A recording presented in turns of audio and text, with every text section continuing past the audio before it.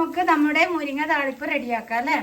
അതിനായിട്ട് ഞാൻ അടുപ്പിൽ ഒരു ചട്ടി വെച്ച് മൺചട്ടിയിലാണ് ഉണ്ടാക്കുന്നത്. വെളിച്ചെണ്ണ ഒഴിച്ചു കൊടുത്തു, കടുകിട്ട് പൊട്ടി വന്നു. അതിൻ്റെ ശേഷം വെളുത്തുള്ളി, വറ്റൽമുളക് അതെല്ലാം ഒന്ന് നല്ലപോലെ ബ്രൗൺ കളറായതിൻ്റെ ശേഷം നമ്മുടെ എടുത്ത് വെച്ച കുഞ്ഞുള്ളി ഇട്ട് കൊടുക്കാം. അതും റെഡിയായതിൻ്റെ ശേഷം ഞാനിവിടെ കഞ്ഞിവെള്ളം എടുത്തിട്ടുണ്ട്, അതും കൂടെ ചേർത്തിട്ട് നമുക്ക് നമ്മുടെ മെയിൻ താരം മുരിങ്ങ ഇലയും കൂടി ചേർത്ത് കൊടുക്കാം.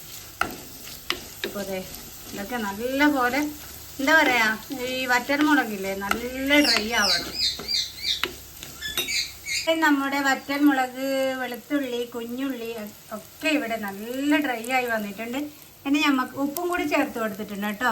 കാരണം നമ്മൾ ചോറ് വെക്കുമ്പോൾ ഉപ്പിടൂല, അപ്പം ആവശ്യത്തിന് ഉപ്പും കൂടി ചേർത്ത് കൊടുത്തിട്ടുണ്ട്. നമ്മൾ എടുത്ത് വെച്ച് കഞ്ഞിവെള്ളവും കൂടി ചേർത്ത് കൊടുക്കുക. എൻ്റെ മക്കളെ ഒരു രക്ഷയില്ല, നമുക്ക് അത്താഴത്തിന് ചോറിൻ്റെ കൂടെ കഴിക്കാൻ അടിപൊളിയാണ്. ഇതുപോലെ ഒരു താളിപ്പുണ്ടെങ്കിൽ വേറെ ഒരു കറിയും വേണ്ട. ഞാൻ എൻ്റെ ഹസ്ബൻഡിൻ്റെ വീട്ടിൽ നിന്നാണ് ഇത് കഴിച്ചിട്ടുള്ളത്. എനിക്കൊരുപാട് ഇഷ്ടമാണ്.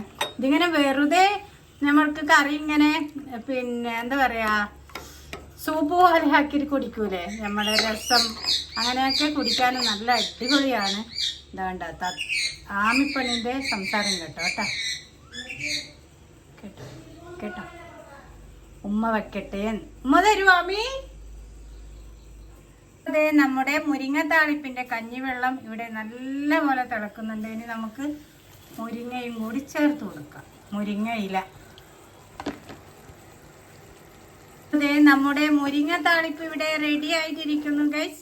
എല്ലാവരും, നമ്മുടെ കണ്ണൂർക്കാർക്ക് ഇതൊന്നും അറിയില്ല, കാരണം ഇത് പട്ടാമ്പി, മലപ്പുറം അങ്ങോട്ടുള്ള ആൾക്കാർക്കാണ് അറിയുന്നത്. അപ്പം നമ്മൾ കണ്ണൂർക്കാരും ഇതെല്ലാം ഒന്ന് ട്രൈ ചെയ്ത് നോക്കാം കേട്ടോ. അപ്പോൾ ഓക്കേ.